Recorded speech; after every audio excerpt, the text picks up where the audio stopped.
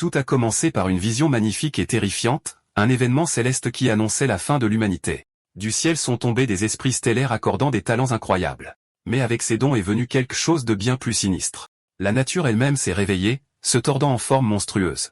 La structure même du monde a commencé à changer. Mais avant tout cela, notre histoire commence dans un bureau ennuyeux. La proposition d'un jeune planificateur est brutalement rejetée. On lui dit de faire ses affaires et de partir. Dehors, deux collègues discutent de ce qui vient de se passer. L'un d'eux souligne que l'idée était en fait bonne, mais le patron s'en fiche. Quelqu'un devait être le bouc émissaire. Il vole sans vergogne l'idée pour sa propre équipe. Notre protagoniste est abasourdi par la trahison. Voici Kano Otaka, un planificateur de jeux vidéo débutant. Il se confie à son seul supporter, un ami en ligne, un ami avec un nom ringard mais un bon cœur. Kano accepte que sa grande chance n'arrive pas. Il regarde une photo de sa famille, sa motivation. Il ne supporte pas de décevoir les gens qui croient en lui. Soudain, le message de son ami commence à se déformer. Un étrange compte à rebours apparaît sur son écran. Il se demande si c'est une sorte de nouveau virus. Mais ce n'est pas seulement son ordinateur. C'est tous les écrans du bureau. Un message apparaît. Bienvenue dans le monde d'un vrai jeu. Le monde extérieur commence à trembler et à se briser. Kano regarde l'écran avec incrédulité. Le titre à l'écran est celui de sa proposition volée. Un monstre apparaît à l'extérieur, mais il l'ignore comme une promotion. La créature brise la vitre, ses mâchoires s'ouvrant pour les réclamer tous. La fête de bureau se termine par un cri et un splash de rouge. La panique éclate alors que les survivants se battent pour leur vie. Sur un écran cassé, un dernier message de son ami s'éteint. Un flash de lumière aveuglant consume tout, mais la seule pensée de Kaina est de rentrer chez lui. Il appelle désespérément sa sœur, Nozomi. Il lui dit de se cacher, promettant qu'il sera bientôt là. Un appel passé, il se prépare pour un autre. Il hésite à composer le numéro de son ex, celle qu'il a repoussée, mais son doigt bouge de sa propre volonté. Il sait que ce n'est pas le moment pour les regrets personnels. Juste à ce moment-là, la bête s'écrase à travers la cage d'escalier derrière eux. Sa gueule béante se referme sur la foule terrifiée. Et dans un moment de pure lâcheté, son patron le pousse en avant. Je suppose que c'est une façon de gérer un mauvais bilan de performance. Kano ne peut que regarder, sa famille défilant devant ses yeux. Il plonge vers une fin horrible. Mais du ciel, un sauveur inattendu arrive. Un missile frappe la créature, explosant dans un souffle de feu. Kano est projeté hors du chemin du monstre, frappant le sol durement. Sa conscience s'évanouit dans l'obscurité. Un souvenir refait surface. Le jour où il a rompu avec une fille nommée Sarah. Il s'est qualifié de personnage de fond, indigne de son monde. Ses yeux s'ouvrent avec un nouveau feu. Il est vivant, agenouillé au cœur d'une ville en flammes, meurtri et brisé mais respirant encore. Utilisant un morceau de fer à béton pour le soutenir, il se force à se tenir debout. Sa famille attend. Il ne peut pas abandonner. Il comprend enfin que son jeu est maintenant leur réalité, et à l'horizon, la guerre pour ce nouveau monde a déjà commencé. Kano lutte avec la vérité impossible de sa nouvelle réalité. Une vision horrible traverse son esprit, le destin de sa sœur. Son cœur se brise alors qu'il crie pour sa famille. Alimenté par la rage et le chagrin, il charge la bête de front, mais son attaque désespérée se heurte à une force écrasante. Il s'effondre, se demandant si un personnage de fond peut même rêver. La langue militarisée du monstre se referme pour le coup final. Sa vie se termine sur une pointe, demandant à l'univers une nouvelle chance. Et juste comme ça, il se réveille dans un couloir d'école bondé. Ses camarades de classe lui demandent s'il va bien, l'appelant par son ancien nom. Une annonce déclare que c'est un jour crucial pour tous les élèves de 3e année. Il n'est pas seulement vivant. Il a été renvoyé au lycée. Ce monde est différent, mais il s'en fiche. Il est né de nouveau. Cette fois, il jure de réécrire son destin de ses propres mains. Soudain, une horloge colossale apparaît parce que la subtilité est surestimée. Un son étrange attire son attention vers le haut. Ses yeux s'écarquillent d'horreur. C'est le même compte à rebours qui a annoncé la fin de son monde. Il le souligne, mais personne d'autre ne semble le voir. Il est le seul à se souvenir, le seul à savoir. Ce n'est pas une seconde chance. C'est une boucle de la mort. Il est forcé de revivre le souvenir de la disparition de sa famille. Mais alors le jeu lui accorde un code de triche de personnage principal. Les aiguilles de la grande horloge commencent à s'agiter. La structure même du temps semble se déplacer autour de lui. Les rouages du destin tournent en sa faveur. Le compte à rebours clignote, les chiffres se brouillant en quelque chose de nouveau. Sa date limite a été prolongée d'une année entière. Une fenêtre système détaille son talent caché unique, créateur. Il apprend qu'il peut détenir 4 talents, un privilège inouï. Il remet en question le paradoxe de cette nouvelle réalité. Un souvenir de son ami en ligne suscite une théorie folle, mais il la rejette rapidement comme une coïncidence. Pour l'instant, son seul but est de prolonger le compte à rebours. Il fera tout ce qu'il faut pour gagner plus de temps. Il jure d'arrêter l'apocalypse qu'il a contribué à créer. Mais d'abord, il y a quelque chose qu'il doit confirmer. Il s'éloigne de la foule, ignorant leurs protestations. Il n'a aucun souvenir de cette vie, seulement de la dernière. Ses yeux scrutent la foule à la recherche d'un visage familier, et la voilà, sa sœur, Nozomi, vivante et en pleine forme. Submergé de soulagement, il la serre dans ses bras. Il fait le serment silencieux de ne plus jamais la laisser partir. Elle le sent trembler, confuse par son intensité. Les démonstrations publiques d'affection ne sont clairement pas son truc. Ils s'enquièrent frénétiquement de leurs parents, ce qui lui vaut un regard étrange. Ces petites retrouvailles sont interrompues par une voix forte venant de la scène. Et, bien sûr, le professeur et le portrait craché de son ancien patron. Le professeur appelle ensuite les 2 derniers élèves de 3e année sur scène. Une fille aux longs cheveux noirs se lève de la foule. Kano se fige. C'est son ex, celle qui l'a repoussé. Il remarque qu'elle n'a pas changé d'un iota. La foule murmure, bavardant sur la star de l'école et son échec. Elle se tourne vers lui, prête à affronter leur jugement ensemble. Il marche avec une confiance retrouvée, mais son esprit est ailleurs. Le professeur commence à expliquer la cérémonie d'éveil. Dans ce monde, tout est décidé par une seule mesure, le rang d'étoiles, un nombre qui dicte tout l'avenir d'une personne. Il appelle cela la mesure la plus importante de leur vie. Le processus est simple. Touchez l'appareil et révélez votre destin. Le professeur annonce que le moment est venu pour la star de l'école, âgée. Une lumière brillante éclate, révélant un rang d'étoiles incroyable de 16. La foule éclate en éloges pour la super élite de leur école, mais les éloges se transforment rapidement en moquerie à l'égard de Kano. Sa sœur, Nozomi, intervient, prête à défendre son honneur. Elle croit en lui, même quand personne d'autre ne le fait. Kano s'avance en réfléchissant au système de classement cruel de ce monde. Il se prépare, prêt à affronter son nouveau destin. Le résultat est nul. Il est incapable de s'éveiller. Toute l'école éclate de rire et de moquerie. Même le professeur se joint à la fête, savourant son humiliation publique. Mais une fenêtre système caché raconte une histoire différente. Son talent de créateur vient de vider toute la machine. Les instructeurs paniquent lorsque l'appareil inestimable s'éteint. Ils constatent que le noyau d'énergie a été complètement vidé. Le professeur exige une recharge, mais ce n'est pas si simple. Il y voit l'occasion idéale d'écraser Kano complètement. Kano sent le défi et décide de jouer le jeu. Il active à nouveau sa compétence, drainant encore plus d'énergie cachée. Le professeur est furieux, blâmant son personnel pour le dysfonctionnement. Le technicien tremble, incapable d'expliquer le phénomène. Excédé, le professeur décide de passer à la phase suivante. Un donjon d'épreuve est ouvert à tous les étudiants nouvellement éveillés, mais Kano est interdit d'entrer, jugé indigne de participer. Ses camarades de classe, maintenant vêtus d'une armure, le regardent de haut. Sarah s'approche, surprise par son calme. Elle ne comprend pas comment lui, de toutes les personnes, n'a pas réussi à s'éveiller, mais Kano déborde d'une confiance qu'elle n'a jamais vue. Juste à ce moment-là, un nouveau prétendant apparaît pour voler sa copine. Il les déclare comme étant le couple parfait, choisi par les dieux eux-mêmes. Sarah libère son pouvoir, ses statistiques confirmant son statut d'élite. D'un simple regard, elle dit au prétendant de reculer. Sa simple intimidation l'envoie, lui et ses acolytes, se démener. Il se retire, mais non sans avoir promis de régler ses comptes à l'intérieur du donjon. Kano essaie de s'expliquer, mais Sarah semble mal comprendre son calme. Elle admet qu'elle n'est pas déçue, juste frustrée pour lui. Elle déclare qu'elle deviendra assez forte pour les protéger tous les deux. Un souvenir refait surface d'une promesse qu'il lui avait faite autrefois. Kano se rend compte que les rôles se sont complètement inversés. Adieu le héros. La voix du professeur interrompt le moment, exilant officiellement Kano. Mais sur scène, un autre professeur commence un discours surprenant. Il remet en question le fondement même de la cruelle hiérarchie de leur monde. Le proviseur est furieux, mais l'homme blâme simplement la folie du monde. Et puis, l'assemblée prend une tournure très inattendue. Il n'est pas seul. Tout le corps professoral révèle ses formes monstrueuses. Leur plan se préparait depuis des années, tout cela pour ce moment précis. Il donne un ordre simple et terrifiant, tuez-les tous. La panique envahit le hall alors que les élèves sont traqués. Et juste comme ça, l'horloge de l'apocalypse avance de 20 jours. Kano réalise que sa connaissance du futur est déjà en train de devenir obsolète. Il a besoin d'un nouveau plan, et le système lui offre une bouée de sauvetage, un inventaire personnel, mais la plupart est inutile sans talent. Mais un élément se démarque, un cadeau de son mystérieux ami, X.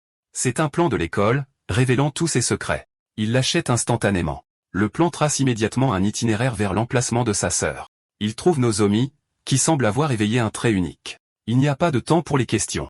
Il lui prend la main et l'attire en sécurité. Quand il la touche, sa compétence de créateur commence à s'activer.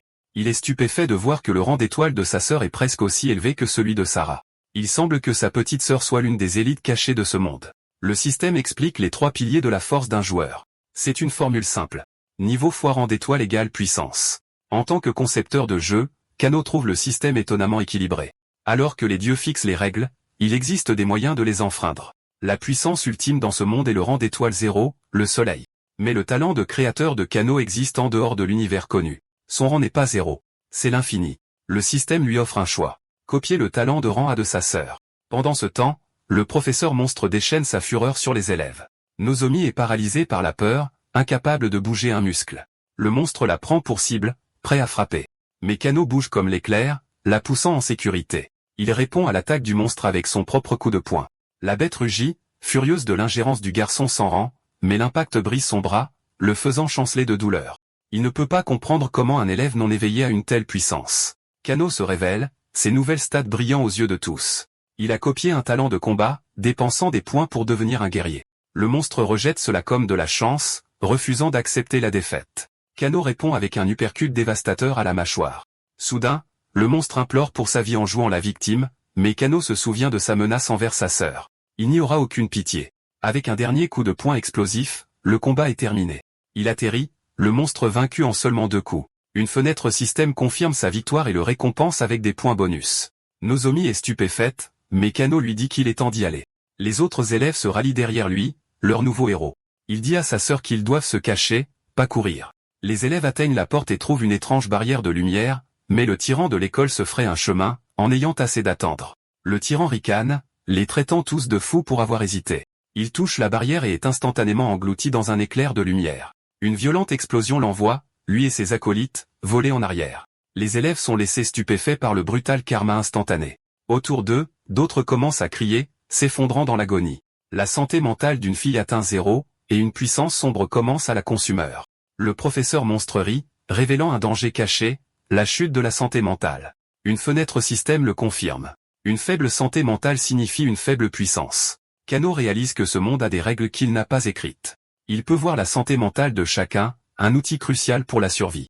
Sa première priorité est de trouver une zone de sécurité pour se regrouper. La carte de son ami révèle un seul sanctuaire, le gymnase, mais un appel désespéré à l'aide les arrête dans leur élan.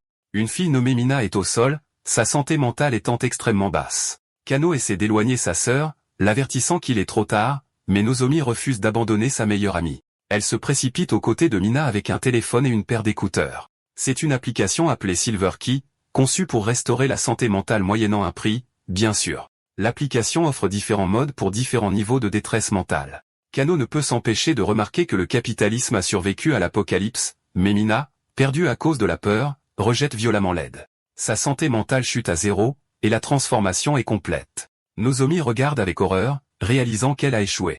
Sa meilleure amie est maintenant une bête sans esprit avec des tentacules. La créature se déchaîne, visant une frappe mortelle sur son ancien ami. Mais Kano intervient, attrapant l'attaque à main nue. Il redirigeait sans effort l'élan du monstre. Un seul coup de pied puissant envoie la créature chanceler. Kano sait qu'il n'y a qu'une seule façon pour que cela se termine. Il se prépare à donner à l'ami de sa sœur une libération miséricordieuse. Avec un craquement nauséabond, le monstre est réduit à néant. Une fenêtre système confirme la mise à mort, récompensant Kano avec des points. Mais Nozomi est perdue dans le désespoir, blâmant sa propre gentillesse pour la tragédie. Elle pense que sa compassion n'est pas une vertu, mais une faiblesse fatale. Elle supplie son frère d'indulger son cœur insensé juste une fois, mais Kano ne voit que de la force, jurant de la protéger jusqu'à ce qu'elle la trouve elle-même. Le système retentit avec une nouvelle mission pour sauver les étudiants et obtenir des points bonus. Nozomi est confuse par ces mots, mais il lui tend simplement la main. Il promet de toujours la soutenir quoi qu'elle choisisse. Avec l'aide de son frère, elle trouve la force de se relever une fois de plus. Leur nouveau plan est simple, naviguer dans le chaos et trouver un sanctuaire. Nozomi suggère l'abri de l'école, mais Kano sait que c'est un piège. Les professeurs transformés connaissent tous les coins de cette école, ce qui en fait un piège mortel. Il a un autre endroit en tête, le gymnase de l'école. À l'intérieur, des dizaines d'étudiants sont blottis les uns contre les autres, paralysés par la peur. Kano scrute la foule, ayant rassemblé les acteurs clés de son plan, mais son leadership est immédiatement contesté par un étudiant de haut rang. Kano leur assure à tous qu'il a une issue, mais ils exigent des réponses. Il ramasse calmement un ballon de basket en affirmant qu'il détient leur salut. Avec un sourire narquois, il évoque les vieilles histoires de fantômes à propos de ce gymnase même. Les élèves sont déconcertés par son changement de sujet soudain. Le challenger, Arata, l'accuse de perdre un temps précieux. Mais Nozomi intervient, sa foi en son frère étant inébranlable. D'autres qui l'ont vu se battre la soutiennent, faisant taire les sceptiques. Les tensions montent alors que les survivants commencent à se retourner les uns contre les autres. Kano brise la tension, leur disant que ce n'est pas le moment de se battre. Il leur donne un ultimatum, faire confiance à son plan fou ou partir et affronter une mort certaine. Intrigué, Arata décide de parier sur le miracle et reste pour regarder. Avec le groupe uni, la de l'équipe de basketball propose son aide. Kano accepte la poignée de main en copiant un nouveau talent, le basketball, le sport de combat ultime. Il trouve une fille avec un talent de précision de haut rang. Il le copie, offrant quelques conseils de vie non sollicités. Le système confirme la copie, le laissant avec un seul emplacement. Ses nouveaux amis sont naturellement confus. Mais Kano ne fait pas que collectionner des talents. Il les fusionne. Le basketball et la précision fusionnent en une nouvelle compétence améliorant les statistiques. Il met immédiatement ces nouvelles compétences en valeur. Les élèves sont stupéfaits par sa forme impeccable. Il marque le coup, mais ils ne comprennent toujours pas son plan. Mais ce n'est que l'échauffement. Il saute de la ligne de lancer franc défiant la gravité elle-même et termine par un dunk puissant qui fait trembler le cercle. Ensuite, un 3 points parfait de très loin. La foule éclate oubliant momentanément toute cette histoire d'apocalypse, mais Arata sait qu'il y a une méthode à cette folie. Kano révèle enfin son plan basé sur la légende urbaine du gymnase. Un tir spécifique déclenchera un espace caché complètement sûr. Arata est stupéfait, et exigeant de savoir comment il connaît le secret. Kano se souvient des 10 000 points qu'il a dépensés pour cette triche. C'est un peu embarrassant mais nécessaire à leur survie. Il se prépare pour le tir final depuis la ligne médiane. Le ballon s'élève dans les airs et coule sans toucher le cercle. Les élèves applaudissent, convaincus d'avoir été sauvés. Il fouille le gymnase, mais l'espace caché est introuvable. Arata le confronte, mais Kano déclare calmement que ce n'est pas encore fini. Le tir final, explique-t-il, est la véritable clé de leur salut. Juste au moment où ils pensaient avoir une chance, le désespoir s'installe à nouveau, et leur timing ne pourrait pas être pire. Des monstres sont à la porte. 3 bêtes monstrueuses ont trouvé leur cachette. Prises au piège entre une mort certaine à l'extérieur et, bien, une mort certaine à l'intérieur, la foule se précipite vers la sortie arrière dans une ruée désespérée, mais la foi de Nozomi en son frère reste inébranlable. Arata et les autres essaient désespérément de barricader la porte. Tous leurs espoirs reposent désormais sur le tir final impossible de Kano. Il lâche le ballon avec une confiance absolue. Tout le gymnase retient son souffle en regardant l'arc parfait du ballon. Ils s'enfoncent à travers le filet sans un bruit, mais leur célébration est de courte durée car les monstres finissent par percer. La santé mentale des élèves chute face à une mort certaine. Même Arata ne peut que supplier pour que le miracle se produise maintenant, mais la foi de Nozomi en son grand frère ne faiblit jamais une seconde. Tous les regards sont fixés sur le ballon, leur dernière lueur d'espoir. Il rebondit sur le panneau et tombe avec un éclair de lumière. Une fenêtre système le confirme. L'histoire de fantôme était réelle. Les monstres chargent, prêts à les déchirer en morceaux, mais ils ne trouvent qu'un gymnase vide. Un ballon de basket solitaire s'arrête au pied de la créature. La bête regarde autour d'elle, complètement déconcertée. Elle fracasse le sol de rage, incapable de trouver sa proie. Depuis un espace caché, les élèves regardent, complètement invisibles. Le soulagement et la joie éclatent alors qu'ils réalisent qu'ils ont été sauvés. Kano reçoit un énorme bonus de points pour son sauvetage héroïque. Soudain, il est l'enfant le plus populaire de l'école. C'est marrant comme ça marche. Nozomi rayonne de fierté, sa confiance en lui étant pleinement justifiée. Arata s'approche, offrant une poignée de main et des excuses sincères. La foule est stupéfaite. Le loup solitaire de l'école s'incline devant un autre. Kano accepte, mais il se concentre déjà sur ceux qui sont encore en danger. Sa compétence de créateur s'active, détectant le talent de haut rang d'Arata. Mais Kano refuse de le copier, gardant son dernier emplacement pour une compétence de combat. Arata s'interroge sur les méthodes imprudentes de Kano malgré le résultat. Kano se contente de sourire, disant au génie trop sérieux de se détendre. Il réclame ensuite le coffre au trésor, le prix pour avoir terminé la mission. La récompense est une arme légendaire, l'arc de lumière, Sarnga. Les autres étudiants sont émerveillés par le nouveau pouvoir de Kano. Mais une jeune fille, une archère nommée Shizuno, reconnaît l'arc dont elle a toujours rêvé. Kano s'approche d'elle et lui offre l'arme légendaire. Elle est complètement troublée, réussissant à peine à lui serrer la main. Son esprit passe immédiatement au mariage et aux enfants. Eh bien, ça s'est vite emballé, mais le seul but de Kano est de copier son talent de tir à l'arc pour lui-même. Un éclair de lumière l'engloutit alors que les étudiants regardent sous le choc. Il débloque une nouvelle classe, le ranger de lumière incroyablement cool. Entièrement équipé et prêt au combat, il déclare qu'il est temps de riposter. Ailleurs, un monstre coince un autre étudiant terrifié. La bête joue avec sa proie, savourant le moment de terreur. Elle ricane, prête à porter le coup final à l'humain sans valeur, mais une flèche de lumière soudaine lui perce l'œil. L'élève lève les yeux pour voir son sauveur alors que le monstre s'effondre. Depuis un toit voisin, Kano se tient prêt, son nouvel arc tendu. Ses yeux se rétrécissent alors qu'il crie un avertissement au garçon en contrebas. D'autres monstres émergent des ombres entourant l'étudiant. Le système confirme que son arc a débloqué 2 nouvelles compétences. Kano se prépare à libérer ses nouveaux pouvoirs de tir à l'arc. Un autre étudiant est capturé, son ami criant son nom de désespoir. Kano saute du bâtiment, un chasseur silencieux contre le coucher du soleil. Il tire son arc, chargeant une flèche de lumière pure. Le tir est précis, une traînée dorée dans la lumière mourante. Il trouve sa cible, mettant fin au monstre dans une explosion d'énergie. Il atterrit, avertissant les survivants de fuir avant qu'il ne soit trop tard. Mais même avec ce pouvoir, il sait que ses faibles statistiques sont une faiblesse critique. Il vole sa détermination, sachant qu'il n'y a pas de point de sauvegarde dans cette réalité. À travers la ville, des points de lumière apparaissent à mesure que les esprits des étoiles sont rassemblés. Une carte du système met à jour ses progrès. Des centaines sauvées et 42 000 points gagnés. Le système confirme ses progrès. Il ne reste qu'une seule bête. Con-O'Neill est épuisé, entouré des monstres tombés. Avec une détermination sombre, il fait appel au stockage de son système. Il a débloqué de nouvelles armes, mais les prix sont astronomiques. Il s'avère que sauver le monde ne rapporte pas autant qu'il l'espérait. Il trouve une potion de guérison coûteuse, un mal nécessaire pour le combat final. Il dépense les points et l'avale, stimulant sa force. Une vague de puissance brute le traverse, ses yeux brillants d'or. Il ressent une force infinie, déclarant que la potion vaut chaque point. Avec le compte à rebours de sa mise sous tension, il court vers la bataille finale. Ailleurs, le dernier monstre fait son mouvement dans la bibliothèque de l'école. La bête, un ancien professeur, tient en otage la directrice de la bibliothèque, Rena. Elle exige de savoir comment il a découvert la voûte cachée de la bibliothèque. Il révèle qu'un autre enseignant les a vendus pour sauver sa propre peau. Le traître explique que la voûte nécessite l'autorité des deux pour s'ouvrir. Rena refuse furieusement, choisissant la loyauté plutôt que sa propre vie. Le monstre ricane, se moquant d'elle pour être morte pour un titre de poste. Elle explique que les trésors de la voûte sont la dernière ligne de défense de l'école. Il révèle sa véritable allégeance à un culte sombre qui lui a donné ce pouvoir. Rena est horrifiée, réalisant que la trahison est plus profonde qu'elle ne l'imaginait. Le monstre profère une dernière menace effrayante de revendiquer tout ce qu'elle protège, mais son monologue est interrompu par une flèche de lumière soudaine. La bête chancelle, prise complètement au dépourvu par l'embuscade. Une volée de flèches lui perce les yeux, l'aveuglant en un éclair, mais il se régénère, révélant un œil brillant massif sur sa poitrine. Il rugit, défiant son attaquant caché de l'affronter directement. Kano répond à l'appel, enfonçant son poing dans le point faible de la créature. L'onde de choc qui en résulte le renvoie à travers la bibliothèque.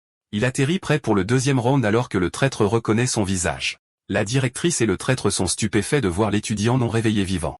Kano s'excuse d'être en retard, mais la directrice est juste reconnaissante d'être en vie. Il se tourne vers le traître, ses yeux brûlant d'une froide fureur. Le professeur lâche se met à bafouiller, menaçant l'avenir académique de Kano. Mais Kano promet d'obtenir son diplôme avec les honneurs en donnant des coups de pied au derrière des monstres. La bête rugit, ses plans complètement déjoués par cet étudiant. Il ne peut pas comprendre le pouvoir venant d'un garçon non réveillé. Avec une ruée furieuse, il décide d'éliminer d'abord l'anomalie. Le traître panique, reprochant à Kano d'avoir aggravé la situation. Il essaie de pousser Kano vers l'avant, un geste qui devient une mauvaise habitude pour ses professeurs. Mais Kano s'écarte, laissant le lâche affronter seul son nouvel ami. Les tentacules du monstre trouvent leur cible, mettant fin définitivement à la carrière du traître. Ces derniers instants se passent dans l'incrédulité, vaincu par son propre pion.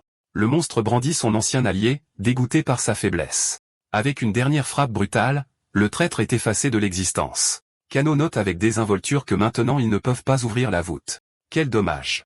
Les yeux du monstre brillent d'une rage pure et absolue. Il serre sa tête, réalisant qu'il vient de tuer son seul ki. Décidant que son objectif principal est atteint, la bête se prépare à une retraite tactique. Il considère Kano comme une nuisance.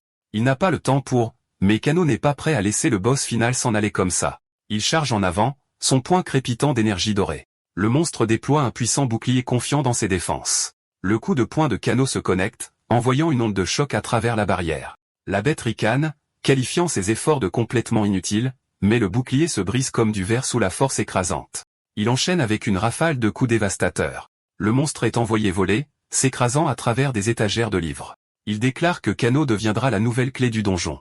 Rena est stupéfaite, réalisant que son pouvoir rivalise avec celui du directeur de l'école. Le monstre se régénère, sa rage alimentant une nouvelle défense plus forte. Le monstre bouillonne, sa rage étant concentrée sur le garçon devant lui. Il s'envole dans les airs, déclarant Kano un obstacle à supprimer. Il promet de se souvenir du nom de Kano pour leur prochaine rencontre. Avec une dernière menace, il s'échappe à travers le plafond pour se battre un autre jour, mais Rena sait qu'ils ne peuvent pas le laisser s'échapper avec la clé du donjon. Elle se prépare à le poursuivre, déterminée à l'arrêter à tout prix. Kano l'arrête, suggérant qu'il fasse équipe pour celui-ci. Il ouvre rapidement sa fenêtre système, abandonnant son talent de basketball. Il copie un talent de saut de haut rang, dépensant des points pour augmenter sa hauteur. Il verse encore plus de points dans la vitesse et les sauts multiples. Après une virée shopping à 10 000, il est prêt pour une bataille aérienne. Avec sa nouvelle mobilité, Kano décide de porter le combat dans le ciel. Pendant ce temps, le monstre apprécie la vue, perdu dans un monologue de méchant classique. Il rêve de la récompense qu'il obtiendra pour avoir terminé sa mission, mais un soudain éclat de lumière interrompt son discours de victoire. Il déploie un puissant bouclier juste au moment où une flèche de lumière se rapproche. La bête ricane, confiante que ses défenses tiendront à cette distance, mais l'impact est beaucoup plus fort qu'il ne l'avait jamais prévu. Il réalise avec horreur que la puissance de la flèche continue de croître. Le bouclier impénétrable se brise en 1 million de morceaux. Il ne peut pas comprendre la puissance derrière cette attaque à longue portée. Kano apparaît dans le ciel avec Rena à sa suite. Fini la fuite propre. Il se prépare à une manœuvre risquée en utilisant sa nouvelle alliée comme rampe de lancement. Avec un coup de pied puissant, il envoie la directrice voler vers la bête. Le monstre se prépare à contrer, sous-estimant son nouveau projectile. Il essaie d'esquiver, mais ses mouvements sont soudainement lents. Une étrange sensation se répand dans son corps, le ralentissant à un rythme d'escargot. Il réalise trop tard. La flèche était lacée d'un poison paralysant. Kano réduit la distance, prêt à en finir une fois pour toutes. La bête ne peut que regarder sa perte descendre d'en haut. Le monstre est criblé de flèches, son corps se bloquant à cause du poison. La bête ricane, affirmant que le plan désespéré de Kano a complètement échoué, mais Kano révèle qu'il a sacrifié la précision pour un coup garanti. Il utilise son nouveau talent de saut, réduisant la distance avec un double saut. Le monstre est stupéfait, incapable de comprendre le mouvement impossible. Kano sourit, révélant que tout cela faisait partie de son plan directeur. Le poison atteint sa phase finale, laissant la bête complètement impuissante. Il déclenche un barrage furieux d'attaques, un tourbillon d'énergie dorée. Il déclare qu'il est temps pour le monstre de payer pour ses crimes. Le passage à tabac continue, chaque coup un éclair de furie vertueuse. La bête admet sa défaite, mais jure d'emmener Kano avec elle. Mais Kano ricane juste alors que le monstre plonge vers la terre. Il lève les yeux depuis le cratère, réalisant que Kano ne tombe pas avec lui. Il défie à nouveau la gravité avec un triple saut, un exploit jugé impossible. Il atterrit avec la force d'un météore, prêt à en finir. Il mentionne ensuite nonchalamment qu'il peut en faire 4. L'esprit du monstre est officiellement époustouflé. Avec un coup de pied décisif final, la bataille est enfin terminée. Le professeur reprend sa forme humaine, riant de sa propre disparition. Il prononce un monologue de méchant classique, promettant que son culte prévaudra. Une fenêtre système confirme la mise à mort, récompensant Kano avec des points et 2 objets clés. Kano regarde le monde changer, sachant que son voyage est loin d'être terminé. La directrice de la bibliothèque annonce à l'école que le danger est passé. Les élèves du refuge sont stupéfaits, leur moquerie se transforme en honte. Pendant ce temps, dans le gymnase, ses nouveaux disciples éclatent en applaudissements pour leur héros, mais Kano sait que cette victoire n'est que temporaire. L'horloge de l'apocalypse n'a été repoussée qu'à 180 jours. Il dit à la directrice qu'il y a encore des étudiants en danger. Elle révèle que la voûte est pleine d'armes, mais elle n'a que la moitié du code. Mais les yeux de Kano s'illuminent. Il a l'autre moitié. C'est l'heure du butin. La directrice est complètement déconcertée par son changement soudain de comportement. À l'intérieur de la voûte, Rena admet qu'elle s'est un peu emportée avec ses promesses. Une mascotte robotique mignonne la ramène à un monde de vérité et de désespoir. Le système explique la première genèse lorsque des esprits stellaires sont tombés sur Terre. Ces esprits ont accordé à l'humanité un espoir infini pour l'avenir, mais l'écran d'accueil montre une version très différente de la Terre. Les yeux du robot brillent en rouge, révélant le véritable compte à rebours jusqu'à l'apocalypse. Kano fixe un compte à rebours similaire, se demandant si sa connaissance le rend naïf. Le système explique que les actes héroïques peuvent repousser l'horloge de l'apocalypse. Kano classe cette nouvelle information. Tout d'abord, il doit survivre au présent. Il est maintenant dans le donjon d'épreuve, mais avec une nouvelle règle terrifiante, pas de réapparition. Ce changement ne figurait pas dans sa conception originale. Quelqu'un réécrit les règles. Il est assis au sommet de ses ennemis vaincus, contemplant la tour d'épreuve devant lui. Avant d'affronter le prochain boss, il décide de rassembler des renseignements. Le système détaille la première crise, contrôlant les esprits des étoiles à l'intérieur. La deuxième crise était écologique, car la nature elle-même s'est retournée contre l'humanité. La troisième crise était territoriale, forçant les survivants à s'installer dans des villes fortifiées. Mais la dernière crise fatale est venue de l'intérieur, car l'humanité s'est retournée contre elle-même. Kano se rend compte que l'histoire du monde est presque identique à l'histoire de son jeu. Sa connaissance étant confirmée comme sa plus grande arme, le prochain défi apparaît. Le roi ours d'élite rugit, prêt à faire sa prochaine victime. Ses statistiques sont accablantes, une bête de niveau 30 avec un rang d'étoiles de 69. Mais Kano reste ferme, les yeux bandés et complètement imperturbable. Le sol se brise sous le poids de la charge de la bête. Ses yeux brûlent d'une lumière rouge furieuse. Kano affronte l'attaque de front, son poing brillant d'une puissance brute. La bête s'enfuit, déchirant le sol de la forêt avec ses griffes. Soudain, le monstre fait pousser une deuxième tête, toutes deux titubant de douleur. Le coup de poing de Kano entre en contact avec un éclair d'énergie brillante. Le monstre est envoyé voler, son bras englouti dans des flammes dorées. La force du coup envoie Kano voler à reculons dans les airs. Il rencontre la charge de la bête avec un uppercut dévastateur. Les griffes du monstre se brisent contre la force du coup. Kano saisit son bras massif refusant de lâcher prise. Il utilise l'élan du monstre pour le faire pivoter et le jette au sol avec une force incroyable. La bête rugit d'agonie du fond du cratère, mais Kano vole déjà en arrière pour une autre attaque. Le monstre ne peut que regarder avec incrédulité et rage. Sous la lumière d'une lune rouge sang, l'acte final commence. La bête se lève, son corps criblé de blessures, prête pour une dernière bataille, mais elle est instantanément anéantie dans une tempête de roches et d'énergie. Une fenêtre du système confirme sa victoire et une maigre récompense. Kano se moque du faible paiement, mais sait que ses talents sont parfaitement adaptés. Il considère sa future construction, prévoyant de combiner ses compétences. Soudain, une voix le félicite pour sa victoire en solo. Un nouveau challenger apparaît, mais Kano esquive facilement son attaque. Le garçon se présente comme Akira, prêt à se battre, mais il est reconnu comme Tsuneya, un enfant riche d'une autre classe.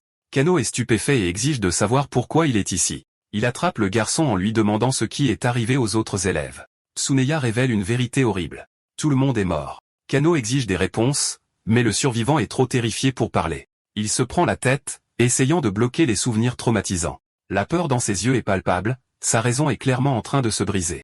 Dépassé, il s'effondre, perdant son déjeuner et son sang-froid. Kano se rend compte qu'il ne peut pas laisser sa seule piste s'échapper. Il sort de son inventaire une potion de guérison de qualité épique.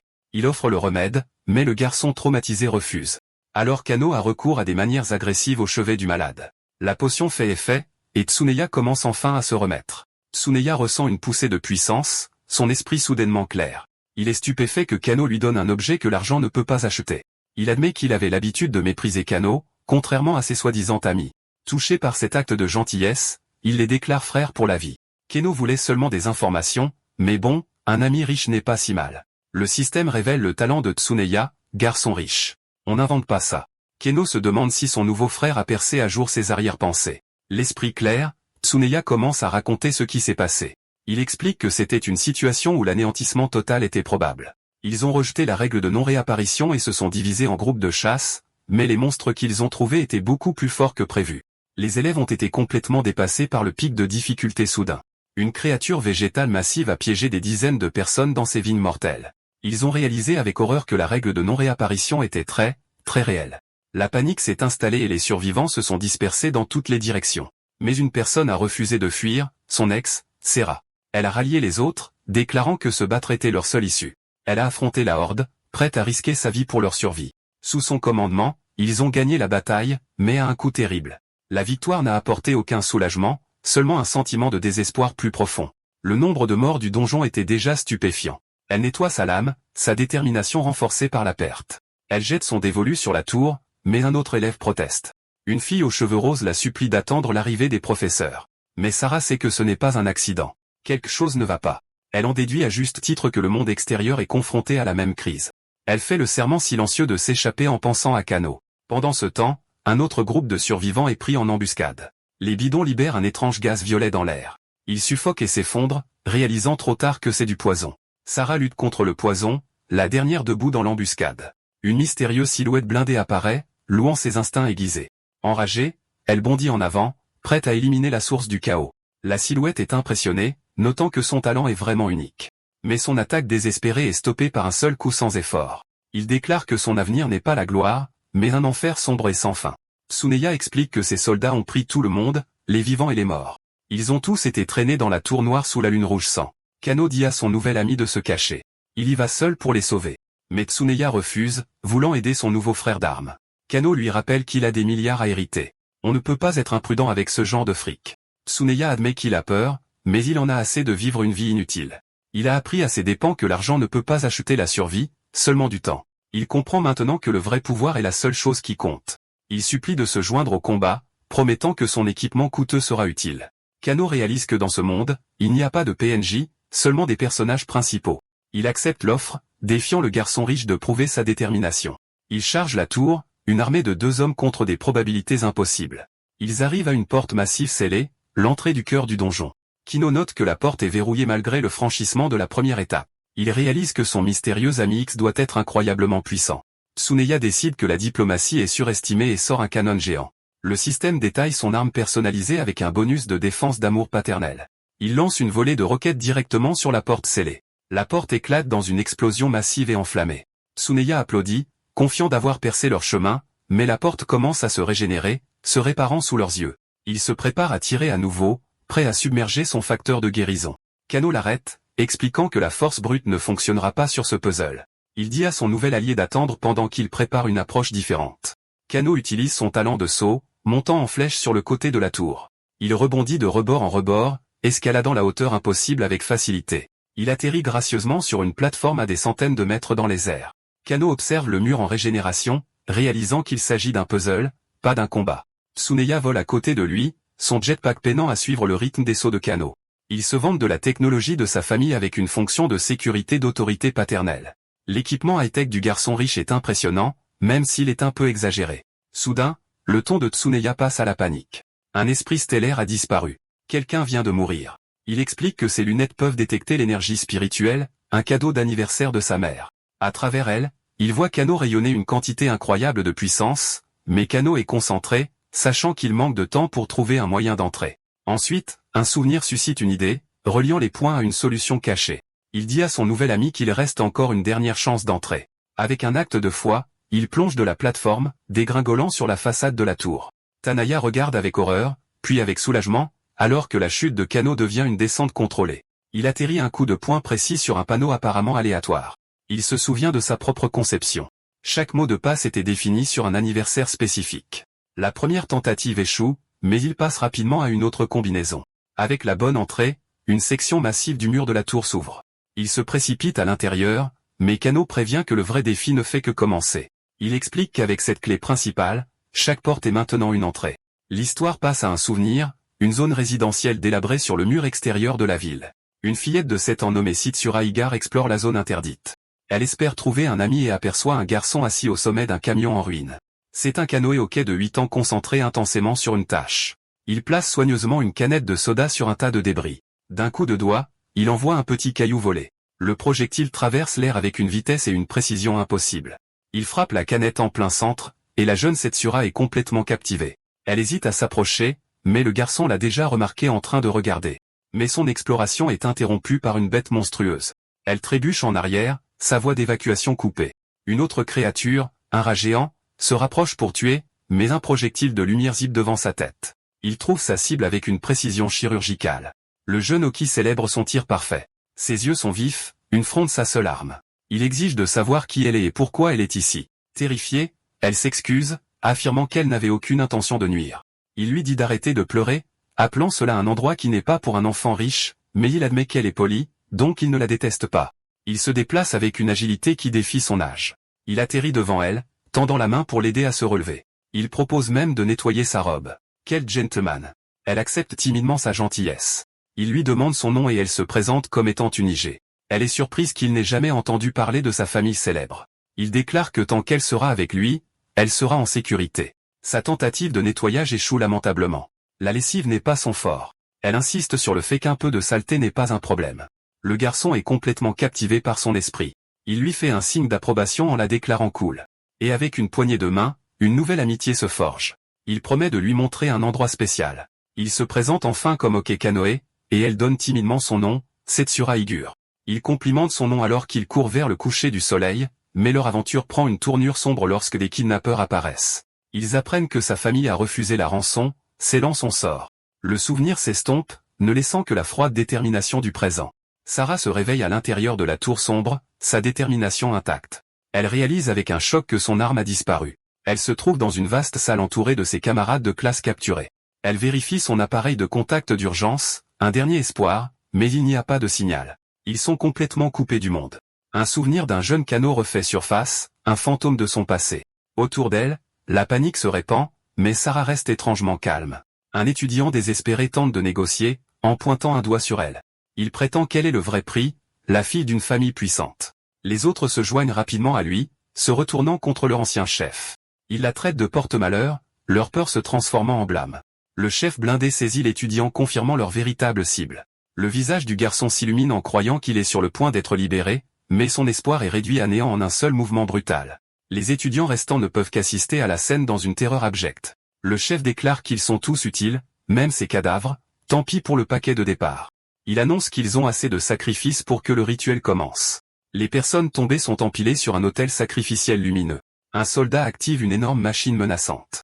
De son noyau, une silhouette à capuche avec des vrilles rouges descend.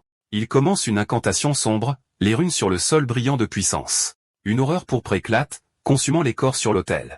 Elle se transforme en une masse grotesque de chair et de visages hurlants. Le chef souhaite la bienvenue aux survivants dans le monde réel. La panique les envahit finalement alors qu'ils cherchent désespérément une issue qui n'existe pas. Un soldat déploie une grenade paralysante pour contrôler le chaos. Une vague d'énergie les envahit, les stupéfiant et les réduisant au silence. Mais ce n'est pas un étourdissant. C'est un catalyseur pour une transformation monstrueuse. Les soldats se retrouvent dépassés par la nouvelle horde. Le chef soupire, se plaignant du bruit mais prêt à faire son travail. Il se déplace pour abattre le nouveau troupeau, en commençant par le monstre le plus proche. La fille aux cheveux roses s'effondre, submergée par sa propre impuissance. Mais Sarah voit une opportunité dans le chaos, une chance de riposter. Son premier objectif est clair, récupérer son arme confisquée. Elle concentre son pouvoir, en essayant de retirer l'épée à travers son bouclier. La lame repose parmi un tas d'autres armes en attendant son maître. Avec une dernière poussée, la barrière d'énergie se brise en morceaux. L'effort la vide de son énergie, mais elle refuse de tomber dans un endroit comme celui-ci. Mais sa rébellion silencieuse est remarquée par un garde blindé. Soudain, la fille aux cheveux roses se jette sur la trajectoire de l'attaque. Le soldat se moque de son courage en se préparant à mettre fin à sa vie, mais un éclair de lumière traverse l'air en visant droit sur lui. Son bras est sectionné en un instant, son attaque complètement annulée. Le projectile était une lame rotative d'énergie pure concentrée. Avec son épée à la main, Sarah se déplace comme un fantôme à travers le chaos. La fille blessée demande si elle a aidé, trouvant de la force dans son sacrifice. Sarah la remercie pour l'ouverture, mais la bataille ne fait que commencer. Elle dit aux autres que ce terrain ne fera que mener à leur perte. Elle se jette en avant, déterminée à survivre pour le garçon qu'elle a autrefois connu. Les soldats restants ouvrent le feu avec l'ordre de l'abattre, mais sa lame rencontre la première balle avec une pluie d'étincelles. Elle danse à travers les tirs, déviant chaque coup. C'est une compétence qu'elle a perfectionnée depuis son enfance. Un souvenir refait surface de son entraînement intense à seulement 8 ans. À 13 ans, elle affrontait déjà des munitions réelles sans crainte. À 17 ans, elle a affronté une minigun. Cette femme de chambre mérite une sérieuse augmentation. Son épée devient un flou, un bouclier d'une vitesse impossible. Dans le présent, elle abat les 2 soldats en une seule frappe élégante. Les autres étudiants réalisent que leur seule chance est de suivre son exemple. Inspirés par sa force, ils se rallient derrière leur nouveau chef. Son courage est contagieux, et les étudiants se rassemblent pour une dernière résistance. Alors qu'elle se ferait un chemin, Sarah se demande pourquoi elle a été ciblée si rapidement. La seule conclusion logique, il y a un traître parmi eux. Mais son enquête est interrompue par une nouvelle menace blindée dorée. Le chef des soldats s'avance pour s'occuper d'elle personnellement. Il se plaint que le combat lui fasse faire des heures supplémentaires. Un méchant vraiment attachant, Sarah essaie de le soudoyer pour obtenir des informations, mais l'argent ne l'intéresse pas. Il se jette en avant, déclarant que ce qu'il veut dépasse son pouvoir de donner. Son attaque fait mouche, la faisant chanceler sous la force brute. Il reconnaît son potentiel, mais rejette sa force actuelle comme un simple divertissement. Elle n'a pas pu obtenir de réponse, mais ses actions confirment que ses soupçons étaient justes. Soudain, un bip sonore interrompt leur danse mortelle. Agacé par le moment, il saute en arrière se préparant à en finir rapidement. Il lui reproche ce désagrément, sa patience étant visiblement à bout. Il libère son vrai pouvoir, alimenté par une haine profonde de travailler tard. Des ailes de lumière jaillissent de son dos alors qu'il charge son attaque finale. Une onde sonore paralyse tout le monde, leur esprit submergé par la douleur. Il déclare que personne ne l'empêchera de pointer. Il se déchaîne dans un saccage dévastateur, abattant tous ceux qui se trouvent sur son chemin. Sarah est laissée à genoux au milieu du chaos, entourée des vaincus. Mais même maintenant, elle refuse d'abandonner, tendant la main vers son épée. Il l'arrête, impressionné par sa volonté inébranlable de survivre. Il tient sa lame en notant que c'est une extension de son âme même. Et puis, avec une cruauté désinvolte, il la brise en deux. Ses yeux s'écarquillent d'horreur alors que son dernier espoir se brise devant elle. Il l'épingle au mur avec les éclats de sa propre arme. Il se moque d'elle, affirmant que sa propre force a conduit à sa chute. Mais ses yeux brûlent toujours de défi et d'une rage implacable. Soudain, une nouvelle voix lui ordonne d'arrêter de jouer avec son jouet. C'est le tyran de l'école, William, qui lui demande si elle regrette d'avoir choisi Kano plutôt que lui. Les yeux de Sarah brûlent de rage. William était le traître depuis le début. Il l'avoue sans vergogne, la jetant au sol. Il jubile, savourant la vue de la star de l'école à ses pieds. Avec un sourire tordu, il promet que le vrai plaisir ne fait que commencer. Il l'épingle contre le mur, son dernier espoir s'évanouissant. Mais même maintenant, sa volonté de se battre reste intacte. Le soldat lui donne 1 minute, une prime payée pour sa cruauté.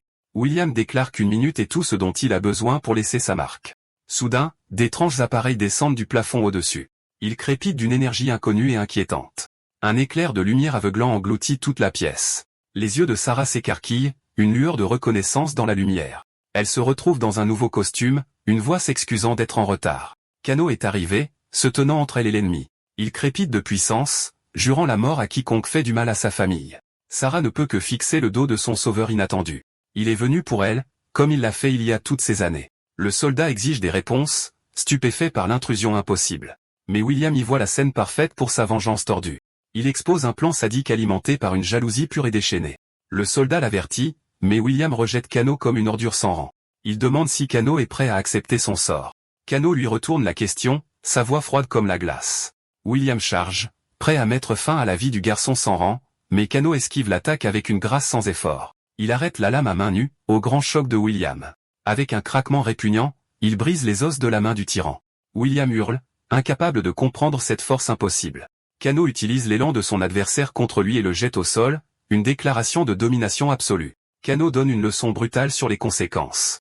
William implore une pitié qu'il n'a jamais montrée à personne d'autre, mais son bouclier de classe épique offre peu de protection contre cette raclée. Il hurle à son muscle alloué d'intervenir enfin, mais le soldat explique que le meurtre ne faisait pas partie du contrat. Il faut aimer un méchant avec une bonne éthique de travail. Désespéré, William accepte de payer n'importe quel prix pour la tête de Kano, mais son bouclier inestimable commence à se fissurer sous l'assaut incessant. Il se brise complètement, le laissant sans défense contre la fureur de Kano. Les autres élèves regardent, leur terreur remplacée par une satisfaction sinistre. Sarah est captivée par la force du garçon qu'elle a connu autrefois. Juste à ce moment-là, Tsuneya arrive avec un cadeau de son nouveau frère. Sarah est stupéfaite, reconnaissant une lame de qualité légendaire. C'est Frostfang, une épée de qualité épique avec le pouvoir de la glace. Tsuneya transmet le plan. Kano sera la diversion. Ils utilisent une grenade fumigène pour couvrir la fuite des élèves. Les soldats ne sont pas dupes, passant rapidement à la vision thermique. Mais leur technologie avancée montre absolument rien. Un instant plus tard, un tir de sniper abat l'un d'eux. Il s'avère que la technologie de garçon riche est livrée avec quelques fonctionnalités supplémentaires. Les soldats restants se démènent pour bloquer toutes les sorties possibles, mais Sarah se fraye un chemin, sa nouvelle lame étant un flou d'acier glacé. Elle jure de revenir pour Kano une fois que les autres seront en sécurité. De retour dans la pièce, les jointures de Kano saignent, mais sa volonté est de faire. William éteint un mât brisé implorant un pardon qu'il ne mérite pas. Kano lui rappelle les vies perdues, rejetant ses excuses pathétiques. Le soldat doré fait enfin son geste, disant à Kano d'arrêter de jouer. Mais Kano voit la vérité. Ce n'est qu'une tactique dilatoire. Le soldat attrape William, utilisant une compétence de guérison pour le faire bouger. William est choqué d'être de nouveau sur pied, sauvé à la dernière seconde. Alors qu'il s'enfuit, il promet un avenir de douleur à Kano et à sa famille. Une voix crépite dans ses communications. Les étudiants sont en sécurité. Kano accuse réception du message. Les gants sont officiellement enlevés. Soudain, une volée de flèches traverse le couloir. Le soldat les dévie, lié par son contrat pour protéger le garçon. Mais une flèche passe à travers ses défenses, trouvant sa vraie cible. William ne peut que regarder avec incrédulité sa vie touchée à sa fin. Kano se dévoile, son arc bandé, son verdict rendu. Une fenêtre du système confirme la mise à mort, le récompensant avec des points. Il acquiert également une partie des données de communication chiffrées et une clé de la collection privée de William. Bingo! Le soldat rejette nonchalamment la disparition de son ancien client. Il comprend enfin la véritable motivation de Kano pour le combat. Il propose un marché tordu, la vie de Sarah contre leur séparation permanente. Il sort ses pistolets, prêt à faire respecter les nouvelles conditions. Kano répond par une volée de flèches infusées de lumière. Les projectiles se rencontrent dans un brillant éclair d'énergie. L'air crépite alors que les balles et les flèches s'affrontent dans une danse mortelle. Le soldat admet qu'il a sous-estimé le pouvoir du garçon sans rang. Kano se déplace comme un fantôme, esquivant chaque coup. Agacé, le soldat décide qu'il est temps de révéler son atout. Il déploie 2 énormes mitrailleuses Gatling. Apparemment, il est prêt à faire des heures supplémentaires. Il lâche un torrent de plomb, prêt à en finir. Les balles déchirent la tour, une tempête de pure destruction. Kano sait que son équipement ne peut pas rivaliser avec ce niveau de puissance de feu, mais il révèle une arme secrète qu'il a ramassée dans le coffre-fort. Le soldat le raille, croyant qu'il est acculé et épuisé. Il se vante que rien ne peut échapper à ses 10 000 balles par minute. Avec une dernière menace, il se prépare à démissionner pour de bon. Les balles pleuvent, un barrage apparemment inévitable, mais Kano reste sur ses gardes, protégé par une nouvelle barrière d'énergie cinétique. Le soldat ricane, supposant que Serra a donné à Kano le puissant bouclier. Il prétend enfin comprendre la motivation de Kano. Il accuse Kano d'être un profiteur, s'accrochant à une fille riche pour une vie meilleure. Il se vante que sa propre expérience triomphera de tout article bon marché. Il se jette en avant, ses statistiques révélant un rang d'étoiles respectable de 46. Kano répond à la charge, ses propres statistiques révélant une puissance de combat près de 3 fois supérieure. Leurs poings se connectent dans un éclair de lumière dorée aveuglant. Le coup de poing de Kano atterrit fidèlement, faisant chanceler le mercenaire en armure. Le soldat est envoyé voler, exigeant de connaître le véritable rang d'étoile de Kano. Kano révèle nonchalamment ses statistiques en les qualifiant de moyennes. J'adore la modestie. Le soldat est stupéfait, incapable de croire les chiffres impossibles. Kano lui dit de le confirmer par lui-même avec une frappe descendante dévastatrice. Le coup brise son casque, révélant le visage d'un vétéran grisonnant. L'impact fissure le sol même sous eux. Il enchaîne avec un barrage incessant de coups de poing. Le soldat est envoyé voler à travers le mur de la tour. Le mur explose vers l'extérieur sous la force de l'impact. Kano atterrit en regardant son adversaire se faire lancer dans le ciel. Le soldat s'écrase sur terre, maudissant le nom du garçon. Il lutte pour se relever, son corps et sa fierté complètement brisés. Refusant la défaite, il canalise son énergie restante pour une dernière attaque sonique. Mais Kano s'est déjà armé, déclarant que le soldat a choisi le mauvais ennemi. Il demande si son ennemi est prêt pour la fin. Le soldat ne peut que rire. Le mercenaire accepte sa défaite, affirmant qu'il n'a pas peur de la mort. Dans son dernier souffle, il prévient que ses employeurs se vengeront. Une fenêtre du système confirme la mise à mort, récompensant Kano avec des points et un nouvel objet. Le système détaille la mitrailleuse Gatling à haute puissance du soldat et les statistiques de ses ailes soniques paralysantes. Mais de retour dans la chambre principale, un nouveau tremblement secoue la tour. La silhouette à capuche de l'hôtel déclare que le rituel est enfin terminé. La silhouette à capuche hurle en annonçant la descente d'un dieu extérieur. Une masse grotesque de chair et de crâne jaillit de l'hôtel. Le plafond de la tour se brise, révélant la lune rouge sang au-dessus. Kano ne peut que regarder, une horrible prise de conscience l'envahissant. Un démon et les descends et l'horloge de l'apocalypse avancent de 100 jours. À l'extérieur, les autres élèves voient le boss final, leur espoir se transformant en cendres. Sarah ressent l'écrasante pression, se demandant si c'est vraiment la fin. Mais Tsuneya se ressaisit, déclarant sa foi inébranlable en son nouveau frère. Les yeux de Nozomi brûlent de détermination. Elle sait que son frère va gagner. Kino se rend compte qu'il s'agit d'un boss caché, qui ne figure pas dans sa conception originale. Il se souvient des 12 puissants boss du zodiaque de la tradition de son jeu. Il s'agissait de contenus de fin de partie, chacun avec son propre gadget unique. Il n'a jamais pensé qu'un culte pourrait en invoquer un, encore moins dans un donjon d'épreuve, mais la forme de cette créature lui est totalement étrangère. Le sectaire offre les sacrifices, suppliant son nouveau dieu de devenir fort. Il est entraîné dans la masse de chair, un sacrifice volontaire pour la cause. Il hurle d'extase, disant que c'est un honneur d'être mangé. Certaines personnes ont des passe-temps bizarres.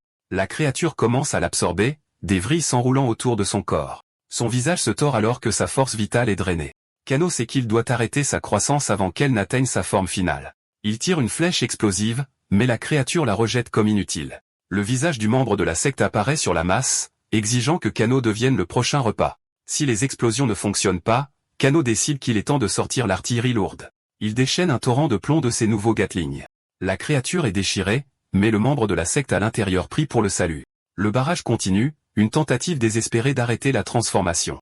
La vraie forme de la créature consomme finalement le noyau de chair. Elle déclare sa descente complète, disant aux mortels de trembler. Une onde de choc massif d'énergie cramoisie jaillit de la tour. Dans le ciel, la constellation du Scorpion commence à briller. Le boss du zodiaque révèle sa vraie forme terrifiante. Il charge une attaque dévastatrice dans sa queue de scorpion. Un rayon de destruction pure déchire le champ de bataille. Mais l'attaque n'est pas dirigée contre Kano. Elle est pour les étudiants en dessous. Le boss déchaîne une nouvelle vague de serviteurs sombres. Une horde de scorpions d'ombre se lève pour rejoindre le combat. Les étudiants sont complètement submergés par les nouveaux arrivants. Ils sont piégés dans un cercle de feu, leur fuite coupée. Un étudiant apprend à ses dépens que ce n'est pas une flamme ordinaire. Le feu lui-même semble être vivant, consommant tout ce qu'il touche. Des vrilles jaillissent du sol, les entraînant vers leur perte. Il n'y a pas d'échappatoire à l'emprise du monstre. Alors qu'un étudiant craque, Sarah lui dit de se relever et de se battre. Elle se ferait un chemin en déclarant que la faiblesse n'est pas une option, mais les monstres se régénèrent, leur espoir se transformant en cendres. Tsuneya les rallie, sa peur remplacée par un courage nouveau. Nozomi reste sur ses positions, sa foi en son frère est absolue. Soudain, une étoile brillante descend des cieux. Elle s'écrase sur le champ de bataille avec la force d'un météore. Kano est arrivé, s'excusant pour son entrée dramatique. Une onde de choc d'énergie pure jaillit de son atterrissage. Les étudiants sont envoyés voler, pris dans l'explosion, mais une barrière dorée se forme, les protégeant du chaos. Certains sont encore sceptiques, mais Kano est déjà en train de planifier son prochain coup. Sera demande un plan et Kano admet qu'il a une théorie. Il connaît la faiblesse du boss, mais s'approcher est le vrai défi. Sera voit le défaut. Le boss est complètement hors de portée. Mais Tsuneya a une solution grâce à la fortune de sa famille. Un pilier de lumière dorée jaillit d'un cercle d'invocation. Il a invoqué un robot géant parce que, bien sûr, il l'a fait. Tsuneya révèle son arme secrète, un robot de rang S personnalisé, mais il explique qu'il a un défaut très coûteux. Il fonctionne avec des esprits stellaires brûlant 10 000 chaque minute. Sarah note que même une entreprise ne pourrait pas supporter ce coût. Tsuneya admet qu'il a dû supplier son père juste pour l'emprunter. Une fois, il a économisé pour un tour de 30 secondes, les 30 meilleures secondes de sa vie. Même avec toute sa fortune, il ne peut l'alimenter que pendant 4 minutes. Alors que les autres étudiants craquent, Kaina pèse ses options. Il vole sa résolution sachant que c'est sa seule chance. Soudain, une fenêtre système confirme un transfert de 5000. Tsuneya offre tout ce qu'il a, espérant que 30 secondes suffiront. Kano se tourne vers Sarah, qui regarde avec inquiétude. Il la rassure, lui disant de ne pas se blâmer pour ses choix. Il dit à Tsuneya de garder ses points. Il en a assez pour 4 minutes. Le système confirme le lien, déduisant 40 000 points de la réserve de Kano. Son talent de créateur débloque le plein potentiel de combat du robot. Les yeux de la machine brillent, entièrement synchronisés avec son nouveau pilote. Il se lance dans le ciel alors que Tsuneya acclame son nouveau frère. À l'intérieur, Kano sent le robot devenir une extension de son propre corps. Il comprend le prix, mais la survie est son seul objectif. Sa première priorité est d'éliminer les menaces au sol. Avec des lames brillantes, il tranche les serviteurs sombres. Les créatures fondent sous l'assaut de l'énergie. Les vrilles du boss révèlent des aiguillons dorés acérés. Le système avertit d'une vague massive d'attaques entrantes. Le robot danse à travers l'assaut, un flou de rouge et d'or. Il active le système de missiles Eve, prêt à nettoyer le terrain. Une volée de roquettes est lancée depuis les épaules du robot. Le champ de bataille éclate dans une tempête de feu et de lumière. Le boss recule et Kano sait qu'il doit frapper avant qu'il ne se forme complètement. Le canon d'épaule du robot se charge, prêt à tirer. Il déclenche une explosion à bout portant d'énergie pure, mais l'aura sombre du boss corrode l'armure, ne lui laissant que 3 minutes. Kano décide de tout miser, frappant la bête avec une puissance de feu maximale, mais les griffes massives de la créature bloquent toute la volée. Il change de tactique, activant le protocole de rush du robot pour le submerger de vitesse. Une paire d'ailes starburnées brillantes jaillit de son dos. Il se faufile à travers les attaques du monstre, un éclair rouge et or. Les propres défenses de la bête commencent à craquer sous la pression. Les deux titans s'affrontent dans une tempête de lumière et de fureur. En bas, Tsuneya et les autres ne peuvent qu'acclamer leur nouveau héros, mais Sarah voit la vérité. Kano se bat comme s'il n'avait plus rien à perdre. Elle est submergée par la culpabilité, se sentant comme un fardeau pour celui qu'elle veut protéger. Le boss n'en a pas fini, chargeant une nouvelle attaque dans son dard massif. Il libère un barrage de rayons d'énergie mortels depuis le ciel. Les ailes du robot sont endommagées, son avantage de vitesse complètement disparu. Il déploie une défense de dernier recours, un puissant bouclier d'énergie. Kano vole sa détermination, prêt à avancer jusqu'à ce que la barrière cède. Avec seulement 1 minute de puissance restante, il charge de front. Il utilise le bouclier comme un bélier contre le dard du monstre. La barrière dorée commence à se fissurer sous l'immense pression. Elle se brise, mais pas avant que Kano n'atteigne son véritable objectif, immobilisant la bête. Avec l'ennemi cloué au sol, il se prépare pour un dernier coup décisif. Le robot active son dernier protocole, son arme ultime. Un canon massif commence à se charger, aspirant toute la puissance disponible. Le boss contre-attaque, préparant une attaque finale de son propre chef. Kano déclenche le jugement stellaire, un rayon d'énergie cosmique pure. Il descend des cieux, un pilier de destruction absolue. Le boss du Zodiac est pris dans l'explosion, sa forme se désintégrant. Il ne peut que hurler alors qu'il est effacé de l'existence par la lumière écrasante. Les élèves n'arrivent pas à croire que Kano vient d'anéantir le boss final. Une fenêtre système confirme leur victoire et ouvre une porte de sortie du donjon. Le soulagement se transforme en célébration alors qu'ils font l'éloge de leur nouveau héros. Tsuneya rayonne de fierté, sa foi en son nouveau frère pleinement récompensée. Sarah regarde, un sourire discret confirmant qu'il a dépassé toutes ses attentes. Mais la victoire a un prix. La puissance du robot s'épuise. Kano est éjecté de force, le système lui souhaitant bonne chance. Merci du peu. Alors qu'il tombe, un morceau de l'armure du robot vole vers lui. C'est un gantelet, un dernier cadeau de la machine. Il l'attrape, un souvenir de son tour de manège très cher. Maintenant, il ne lui reste plus qu'à survivre à la chute depuis l'orbite. Soudain, une sensation étrange l'envahit.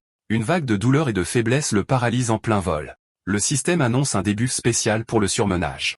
Pendant 10 minutes, toutes ses compétences sont bloquées. Il est complètement impuissant. En bas, ses amis réalisent que sa descente ne ralentit pas. Tsuneya fait le rapprochement. C'est un effet secondaire du pilotage du robot. Il allume son jetpack, prêt pour un sauvetage héroïque. Il s'élance dans le ciel, jurant de sauver son nouveau frère. Sarah se prépare à suivre, pas question d'être laissée pour compte. Pendant ce temps, les autres élèves sont rassemblés au portail de sortie, mais leur seule voie d'évasion commence à rétrécir sous leurs yeux. Un élève pointe vers le ciel, une nouvelle horreur se profilant pour eux. Le boss du Zodiac n'a pas été détruit. Il était juste en train de se régénérer. Un message d'erreur apparaît. La porte se ferme dans 100 secondes. La panique éclate alors que les élèves se ruent vers la sortie. La fille aux cheveux roses est laissée pour compte, suppliant quelqu'un de l'aider. Sarah se précipite à ses côtés, refusant d'abandonner qui que ce soit, mais elle sait que la porte qui rétrécit signifie qu'elle ne peut pas tous les sauver. Elle rallie les survivants, se préparant pour une dernière résistance désespérée. La fille aux cheveux roses demande à Sarah quel est le plan, mais elle est soudainement envoyée voler dans les airs. Le plan de Sarah est simple, la jeter en sécurité. Les autres élèves ne peuvent que regarder avec incrédulité. C'est certainement une façon d'évacuer vos alliés. La foule est stupéfaite par le sauvetage non conventionnel. Ils atterrissent en toute sécurité dans un champ protecteur, reconnaissant mais contusionnés. Sarah reste sur ses positions, honorant le sacrifice de Kano. Elle jure de faire sortir chacun d'entre eux vivant. Pendant ce temps, Kano accepte son destin alors que la porte se ferme. Il dit à ses amis de s'échapper sans lui, mais le dard du boss du Zodiac descend pour le coup final. Tsuneya intercepte l'attaque, devenant un bouclier humain. L'impact brise le sol sous leurs pieds. Kano est stupéfait de se retrouver encore en vie. Tsuneya s'excuse d'avoir oublié les effets secondaires du robot. Il dit que cela en valait la peine si cela signifiait sauver tout le monde. Il voulait que Kano vive plus que tout, mais il n'en a pas encore fini. Il a encore un atout dans sa manche. Il invoque une moto de haute technologie. Les enfants riches ont tous les meilleurs jouets. Avec sa combinaison de vol détruite, c'est leur seul moyen de sortir. Ils foncent vers la porte qui se ferme à vitesse maximale. Leur fenêtre d'évasion se réduit de seconde en seconde. Ils traversent le champ de bataille en laissant une traînée de poussière. Mais Tsuneya aperçoit Sora qui est resté en arrière. Kano lui dit de ne pas s'arrêter. Il s'en chargera. Sora tend la main alors que la moto se rapproche. Kano saisit sa main, leur timing est parfait. Il la fait monter à bord d'un seul mouvement fluide. Maintenant, en trio, ils font leur dernière course vers la liberté. Sarah avoue qu'elle en a marre qu'il la laisse toujours derrière. Il la serre contre lui, jurant que cette fois il ne va nulle part. Mais Tsuneya interrompt les retrouvailles. La porte se ferme dans 10 secondes. Il leur dit de s'accrocher pour sauver leur vie. Avec une rotation de l'accélérateur, il pousse la moto à sa limite absolue. C'est un sprint final désespéré vers la ligne d'arrivée. Ils courent vers le portail rétrécissant, leur seule issue de cet enfer. Mais le boss du Zodiac a un dernier cadeau d'adieu pour eux. Une dernière attaque brise le sol, bloquant leur chemin. Un gouffre massif s'ouvre, le donjon refusant de les laisser partir. Mais Tsuneya n'est pas prêt à laisser un petit canyon l'arrêter. Il révèle que la moto a un moteur de jet de chasse. Parce que pourquoi pas. Il plane dans les airs, un éclair de lumière contre la lune rouge sang. Mais Tsuneya réalise qu'il a peut-être exagéré avec le truc du moteur à réaction. Ils s'écrasent violemment, leurs derniers espoirs s'arrêtant. Le compte à rebours du portail descend à 5 secondes. La moto est une épave, leur grand plan d'évasion réduit en fumée. Kano porte Tsuneya, qui se blâme pour leur échec. Sarah ne peut que regarder, se sentant impuissante à aider. Avec une seconde restante, ils acceptent leur destin. Ils n'y arriveront pas. Soudain, un étrange appareil apparaît stabilisant le portail. La porte s'élargit, maintenue ouverte par une force invisible. Le trio ne peut que regarder, stupéfait par leur sauvetage de dernière seconde. Une silhouette émerge de la lumière, le directeur de l'Académie Stella. Il félicite les 3 élèves pour leur incroyable bravoure. Il leur dit que leur rôle est terminé. Les enseignants s'en chargeront à partir d'ici. Une équipe d'instructeurs d'élite intervient pour contenir le cœur du donjon. Il commence un puissant rituel de scellement autour de l'énergie instable, mais le cœur continue de monter, sa puissance devenant plus forte. Le directeur se prépare à intervenir, jurant de ne plus échouer. Le directeur libère son propre pouvoir, un torrent d'énergie dorée. Il invoque un cercle de lames pour entourer le cœur instable du donjon. Avec une seule commande, les épées convergent, scellant l'énergie sombre. Le pouvoir chaotique est comprimé en une forme stable et inoffensive. Tsuneya est officiellement le fan numéro 1 du directeur. L'homme puissant s'approche de Kano, son expression illisible. Il pose une main ferme et lourde sur l'épaule du garçon. Il remercie Kano pour sa bravoure alors que le système révèle ses statistiques incroyables. Kano essaie de faire bonne figure, mais son système lui rappelle qu'il ne peut pas se permettre ce talent. Le directeur les renvoie, promettant que leurs actes seront commémorés. Les 3 survivants marchent finalement vers le portail de sortie. Kano note que le pouvoir du directeur vient de la compétence, pas seulement du rang. Ils traversent la lumière, laissant derrière eux les horreurs du donjon. Une lumière dorée et chaleureuse les accueille de retour dans le monde réel. Kano émerge, et la première voix qu'il entend est celle de ses sœurs. Nozomi se précipite dans ses bras, submergée de soulagement. Une foule immense éclate en acclamations pour leur nouveau sauveur. Elle lui rappelle qu'ils ont un public, mais il ne semble pas s'en soucier. Il la serre plus fort, jurant de ne plus jamais la lâcher. Avec un doux sourire, il calme enfin ses peurs. Il regarde la foule, n'étant plus seulement un personnage de fond. L'horloge de l'Apocalypse confirme que sa victoire leur a permis de gagner près de 3 ans. Mais en coulisses, certains considèrent Kano non pas comme un héros, mais comme une menace. Le directeur ordonne une analyse complète du garçon qui a défié toute logique. Son expression se durcit alors qu'il se tourne vers sa prochaine priorité. Il déclare une purge à grande échelle des traîtres au sein de l'académie. Il jure que le culte paiera cher pour leur attaque. Les informations rapportent l'incident, le public ignorant le véritable danger. La scène se déplace vers un dépanneur tranquille dans le quartier inférieur. À l'intérieur, une voix familière accueille les deux frères et sœurs chez eux. Leur mère les serre dans ses bras, soulagée de les avoir en sécurité à la maison. Son père rayonne de fierté, félicitant Kano d'avoir sauvé l'académie. Un festin est dressé sur la table, une célébration de leur survie. Pour la première fois, Nozomi dorlote son frère, remplissant son bol de nourriture. Leurs parents la taquinent, se demandant quand elle a arrêté de le brutaliser. Nozomi est troublée, insistant sur le fait qu'elle a toujours été la petite sœur parfaite. Un bref flashback suggère que sa définition de la gentillesse impliquait beaucoup de coups de poing. Kano se contente de sourire, profitant d'un moment de paix qu'il pensait avoir perdu à jamais. Il se souvient de leur vie modeste, de la gestion d'un petit dépanneur et des sacrifices consentis par ses parents pour les envoyer dans une académie d'élite. Ce simple bonheur est ce pourquoi il se bat, et il ne laissera plus jamais personne le détruire.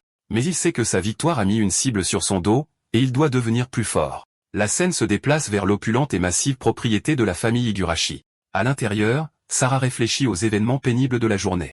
Elle est assise seule au clair de lune, à des années-lumière de la chaleureuse maison de Kano. Une servante lui apporte son dîner, l'informant que ses parents sont à une fête. Sarah la congédie d'un geste de la main, son esprit clairement ailleurs. La servante explique que ses parents étaient inquiets, mais que la fête était inévitable. Sarah ricane à cette idée, ses yeux froids et distants. La servante ne peut que observer, son inquiétude pour la jeune femme palpable. Sarah demande à être laissée seule, et la servante s'exécute rapidement. Elle sait que la puissante famille de William cherchera à se venger de Kano. Elle essaie d'accéder à la base de données de sa famille pour obtenir des informations sur le culte, mais constate que son accès est complètement bloqué par une restriction de haut niveau. Même son autorité est inutile face à ce niveau de secret. Elle tient son épée, ressentant la piqûre familière de son incapacité à le protéger. Elle jure de devenir assez forte pour se tenir à ses côtés, et non derrière lui. Ailleurs, au quartier général d'AMEA Heavy Industries, un rapport est présenté sur Tsuneya, qui dort depuis son retour à la maison. Son personnel bavarde sur la façon dont l'incident l'a changé en mieux. Apparemment, les traumatismes forgent le caractère. De retour dans le pantouse de sa famille, Tsuneya est évanoui. Mais même dans son sommeil, il sourit, jurant de devenir plus fort. La ville continue d'avancer, ignorant la bataille qui vient de la sauver, et l'horloge de l'apocalypse poursuit son compte à rebours implacable.